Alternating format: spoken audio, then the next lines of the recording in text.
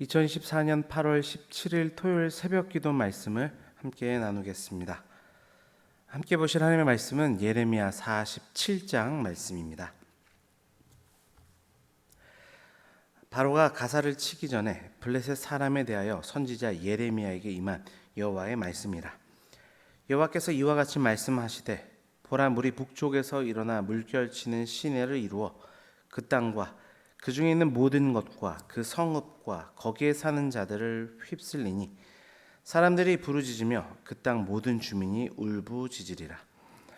군마의 발굽 소리와 달리는 병거 바퀴가 진동하는 소리 때문에 아버지의 손맥이 풀려서 자기의 자녀를 돌보지 못하리니, 이는 블레셋 사람을 유린하시며 두로와 시돈에 남아있는 바 도와줄 자를 다 끊어버리시는 날이 올 것임이라.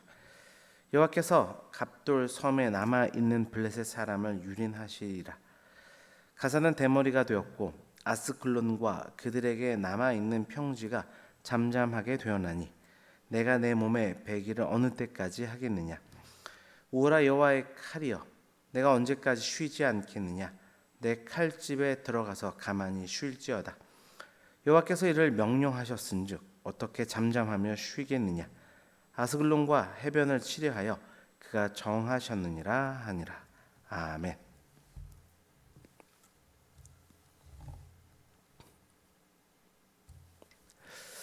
우리가 성경을 읽다 보면 이스라엘의 역사 가운데 줄기차게 등장하는 한 민족이 있습니다. 그들이 바로 블레셋입니다. 그들은 긴 역사 속에 끊임없이 이스라엘 백성들을 괴롭게 하고 그들의 신앙과 삶에 온갖 악영향을 끼쳐왔습니다. 그럼에도 불구하고 그런 그들에 대해서 하나님은 그 기나긴 역사 동안에 뚜렷할 만한 심판을 직접적으로 내리신 적은 없어 보입니다.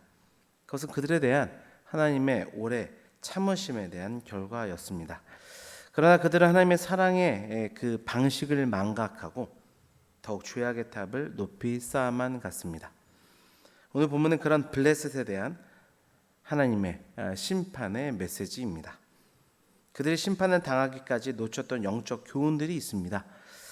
그것이 결국 그들의 심판을 이끌었는데요. 오늘 본문을 통해 하나님의 심판 앞에서 비로소 깨닫게 되는 것이라는 제목으로 그 말씀의 교훈을 함께 살피겠습니다. 첫째, 블레셋의 심판의 메시지는 세상 역사는 오직 하나님의 뜻대로 이루어진다라는 사실을 비로소 깨닫게 합니다. 1절 말씀입니다. 바로가 가사를 치기 전에 블레셋 사람에 대하여 선지자 예레미야에게 임한 여호와의 말씀이라. 1절은 여호와의 심판에 대한 메시지가 선포되는 시기에 대해서 말씀합니다. 그때는 바로가 가사를 치기 전이라 이렇게 말씀합니다. 이 가사라는 지역은 블레셋을 대표하는 도시 중 하나였습니다.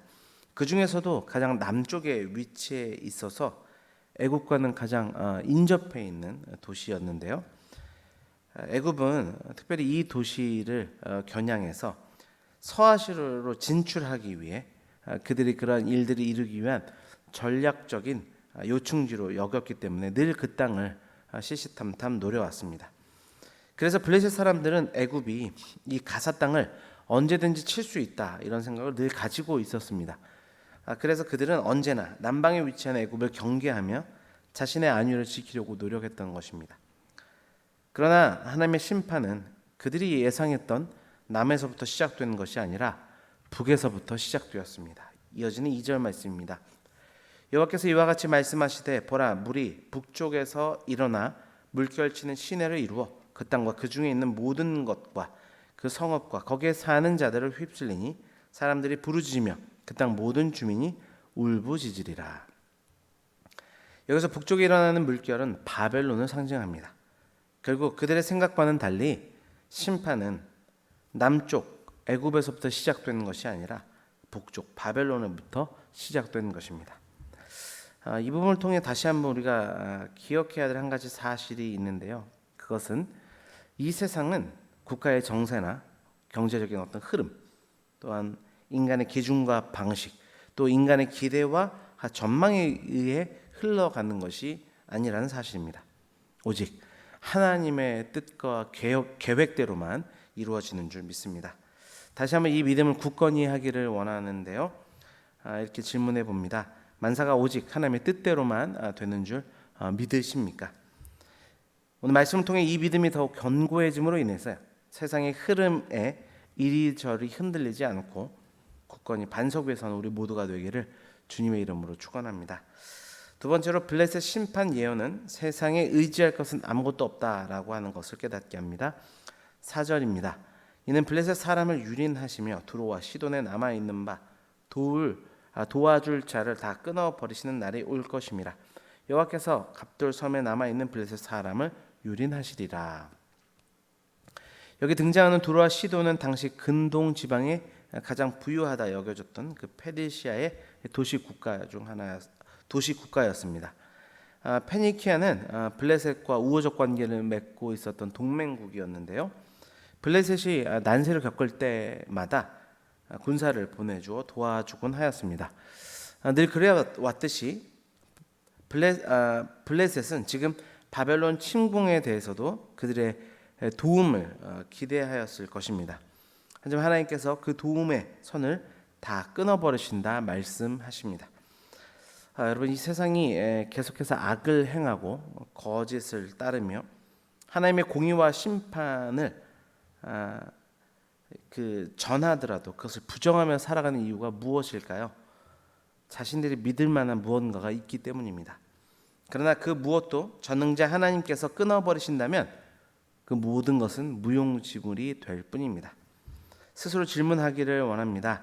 하나님 외에 다른 것을 의지하고 있지는 않습니까? 오직 하나님만 의지하는 우리 모두가 되길 주님의 이름으로 축원합니다. 그럴 때 우리는 이 세상으로부터 오는 힘과 권세에 얽매여 사는 어리석음과 허탄한 교만함을 벗어날 줄 믿습니다. 마지막으로 블레셋 심판이 주는 교훈은 회개에도 때가 있다라고 하는 것입니다. 6절과 7절 말씀입니다. 오라 여호와의 칼이여, 내가 언제까지 쉬지 않겠느냐? 내 칼집에 들어가서 가만히 쉴지어다. 여호와께서 이를 명령하셨은지 어떻게 잠잠하며 쉬겠느냐? 아스글론과 해변을 치려하여 그가 정하셨느니라 하니라. 하나님의 심판 앞에서의 블레셋 사람들의 반응이 방금 읽었던 6절 7절에 기록되어 있습니다.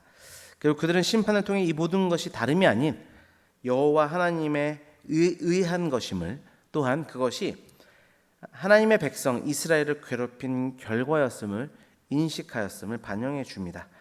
그들은 심판 앞에 후회하고 애통하며 절규하며 이처럼 토로했을 것입니다. 그러나 이러한 애곡도 통곡도 아무런 소용이 없었습니다. 왜냐하면 이미 그들을 향한 하나님의 심판은 이미 결정되었고 실행되었기 때문입니다. 여러분, 이러한 사실을 통해 우리가 깨달아야 될 중요한 영적 교훈이 있습니다. 그것은 회개에도 시기가 있다는 것입니다. 하나님의 심판이 떨어진 후에 애곡과 회개는 때늦은 후에 지나지 않습니다. 따라서 언제나 하나님의 말씀이 들릴 때 즉시로 언제나 회개할 수 있는 우리가 되어야 될 것입니다. 말씀을 적용해 볼까요? 하나님의 회개를 촉구하는 말씀에 즉각적으로 반응하고 있습니까?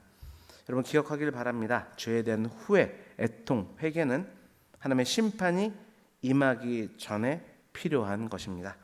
죄의 작은 음성에도 언제나 민감하게 반응하며 거룩한 삶으로 나아가는 우리 모두가 되기를 주님의 이름으로 축원합니다. 오늘 예레미야 47장을 통해 하나님이 주시는 심판의 그 의미와 그 안에 담긴 교훈을 함께 살폈습니다. 모든 역사가 하나님의 뜻대로 됨을 겸손히 인정해야 하겠습니다. 그렇게 또한 하나님 외에 다른 것을 의지하지 않는 우리가 되기를 바랍니다. 때로는 넘어지더라도 회개의 기회를 놓치지 않고 늘 하나님께 가까이 나가는 저와 여러분이 되길 주님의 이름으로 축원합니다. 기도하겠습니다. 아버지 하나님, 감사합니다. 오늘 말씀을 통하여서 우리에게 또한 하나님의 심판에 대한 깊은 깨달음 얻게 하시고 그 안에 영적인 귀한 교훈들로 다시금 우리로 새롭게 하시니 감사드립니다. 세상의 역사는 오직 하나님의 뜻대로 이루어진다는 사실을 기억하게 하여 주셔서 하나님, 이 세상에 헛된 것을 의지하는 것이 아니라 오직 하나님 뜻대로만 된다는 사실을 믿고 그 뜻을 바라보며 믿음을 나아갈 수 있도록 우리를 주장하여 주옵소서. 세상에 어떤 것도 의지할 것이 없습니다. 오직 전능자 되시는 하나님만을 의지함으로 우리가 굳건한 믿음의 길을 걸어갈 수 있도록 도와주옵소서. 아버지, 하나님께서 말씀하실 때 또한 즉시로 회개할 수 있는 우리 심령이 되기를 원합니다. 회개에도 때가 있다. 아버지, 이 사실을 우리가 깊이 새기게 주셔서 하나님의 심판이 우리의 삶 가운데 놓여지는 것이 아니라 회개함으로 하나님의 용서 회복의 역사들만을 경험하게 되는 축복이 우리 가운데 있도록 주여 주장하시고 함께하여 주옵소서. 모든 것 감사드리며 예수 그리스도의 이름으로 기도드립니다. 아멘.